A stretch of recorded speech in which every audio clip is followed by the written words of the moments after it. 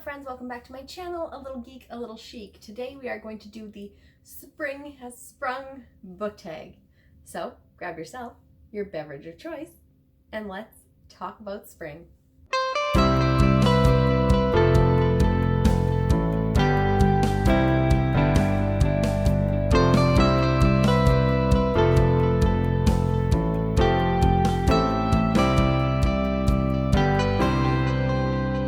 Start off by saying, full disclosure, I'm filming a number of videos today for you guys, so you will see me in this lovely spring fun tie-dye shirt for a few upcoming videos.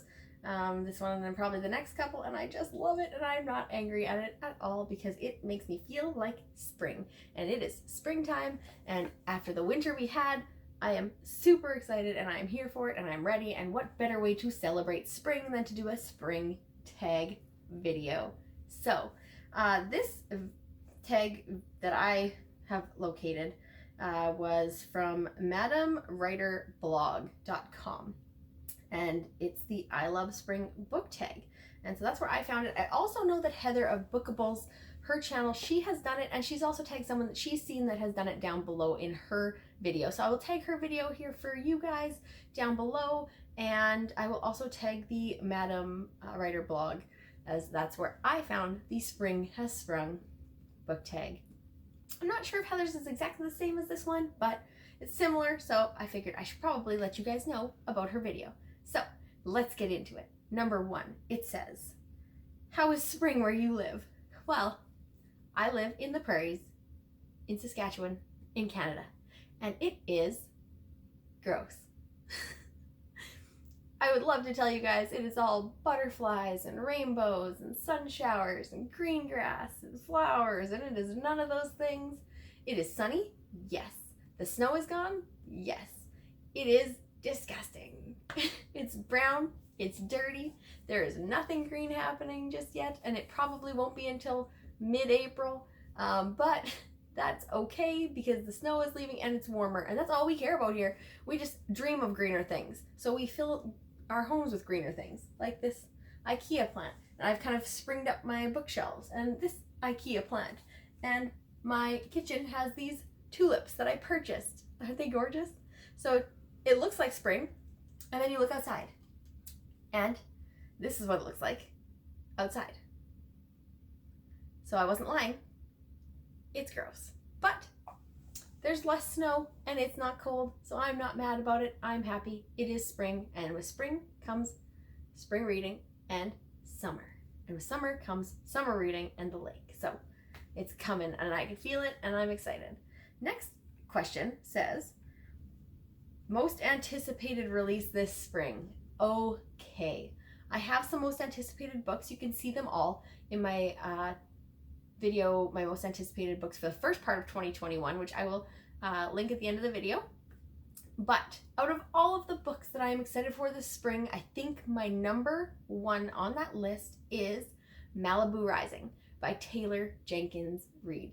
It is like some family drama about a party gone wrong, and I think this family was like famous or had some kind of like reality show stuff vibes going on with it. It was like, it's very Keep Up with Kardashians and Jersey Shore-esque feeling family dynamic. One sibling who loves the spotlight and other ones who don't and want out, and calamity ensues at this giant shaker thing that goes down, and etc. So I am here for it, and the cover, stunning. So I hope this is the cover when it comes to Canada, because oftentimes it changes, but I really love this cover. So I hope this isn't the UK cover and it's the Canadian cover, and I can get my hands on it because it is gorgeous. And I am all here for this book and cannot wait to read it at the lake on the deck.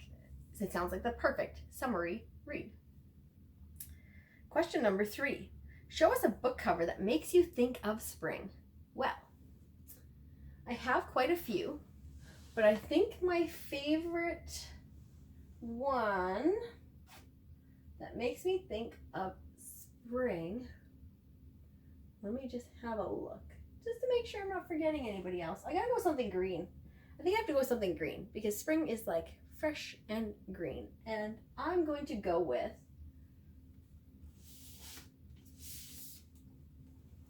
this one. This is My Not So Perfect Life by Sophia Kinsella. It's green. You can see the grass. The character's got a skirt on. She's laying out and enjoying herself. Maybe not. And she's tweeting or something. And what this book is if you're not familiar, it's about a lady who writes posts about things on social media, but her life might not be as great as it seems on social media. And I think she's recently lost her job, and she's gonna be working with her family in this, they're trying to make a glamping empire. And so I'm excited to read this. I haven't read this one yet. It's on my TBR shelf, but I have not read it yet. And I love Sophie Kinsella, so this is definitely gonna be a spring summer read for me, I think, right away quick, because I keep forgetting about this book, and I just think it looks so much like spring, and I'm very here for it. And it sounds like so much fun, so, which is what I want in the spring. And like, just look at her outfit. She's got the wind's blowing her flowy skirt, taking her shoes off, enjoying the outside, which I cannot wait for. And especially in where I live, it's spring, it's warm, but it's windy, so it's very fitting for the spring that I know. We'll just slide that back in there. Pardon you, bookshelf. Anyway, number 4. Where are you going to read this spring? Okay, so in the spring I like to sit outside when it's nice and read. I also like to sit in my little book room and read, because it gets more natural light than my living room. My living room's darker. But where I like to read the most is when I'm at work. We sit at our desks all day long, and because of COVID, our lunchroom's closed, so we don't get a change of scenery. And sometimes it wrecks my mood for reading, because I'm eating, I'm trying to read, and then I glance over emails, which I know I should turn it off, but I do. And I'm just excited to get up from my desk and go. Honestly, the most simple place is we have a patio at work with some picnic tables, and I take my little cleaner out there and I clean off my spot because it gets dusty.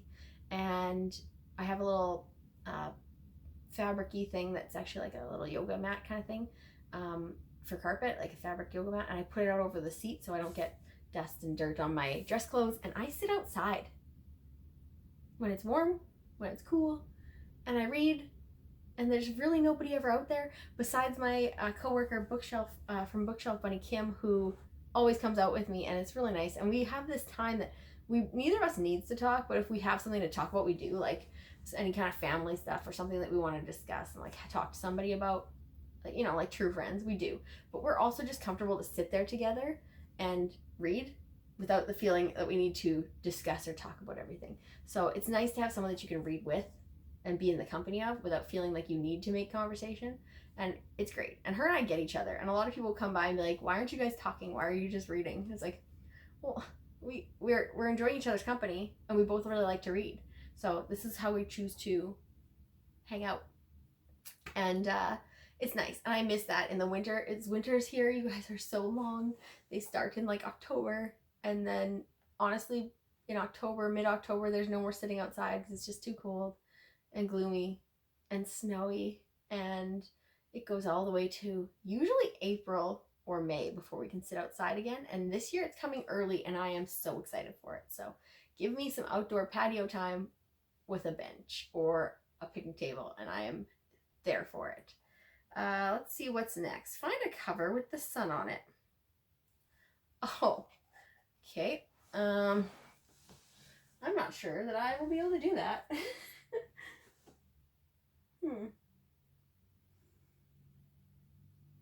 Okay, let's see. So let's cheat. I don't have any books with the sun on it that I could find. So I'm going to pick one that says The Sun. Because it's got the sun on it. And it's I'll Give You the Sun by Jande Nelson. And it's about two siblings who have kind of twins who have fallen apart in recent years, and we don't know why, and then you get to the bottom of it in the story. And it sounds really nice, and I think this is one I gotta pick up soon too, because I have had this on my shelf for a while. It's very rainbow-esque, and I love it. And it says, at first, Jude and her twin brother are, Noah and Jude, inseparable. Noah draws constantly, is falling in love with the charismatic boy next door, while daredevil Jude cliff dives and does all the talking for both of them. Years later, they are barely speaking. Something has happened to change the twins in different yet equally devastating ways. But then Jude meets an intriguing, irresistible boy and a mysterious new mentor. In the early years are Noah's to tell, the later years are Jude's, but they each have only half of the story, and if they can find their way back to one another, they'll have a chance to remake their world. And it sounds great, and I've heard good things about this, and I think I got it actually at a book sale for the symphony in my town, and it wasn't very much money, so I picked it up, and it's in great shape. So yeah, it says the sun on it, so technically it's a book with the sun on it. Was that cheating? Okay, next, what are your favorite spring reads? Favorite spring reads? I like to read everything. I do like some memoirs and some nonfiction, especially recently, but I really just like to read some light and fluffy and fun stuff to get you in the mood for spring. I also like a good thriller. So those are my types of spring reads. So the ones that I've been pulling, like Sofia Kinsella and I'll Give You the Sun. I also have Chicken Sisters that I own that I need to read, and I'm very excited for that one too. So those are like my spring ones. They're usually the light and the fluffier ones, or the rom-coms, stuff like that. Find a book with many different colors on it. Okay, that should be easy. This one feels very spring, but it's actually like a thriller, and it's kind of dark actually. Let's see, I can find a few of those because I like books that have a lot of colors on them. So this is the tags up here. One, The Lost Apothecary. Look at the colors. How beautiful are these flowers? Do they not make you feel like spring? Loving this one. Next one, let's get a really, really good one. Make sure I grab the best choice here. This is more summery, but it's got a lot of colors on it. The Honeymooners by Christina Lauren.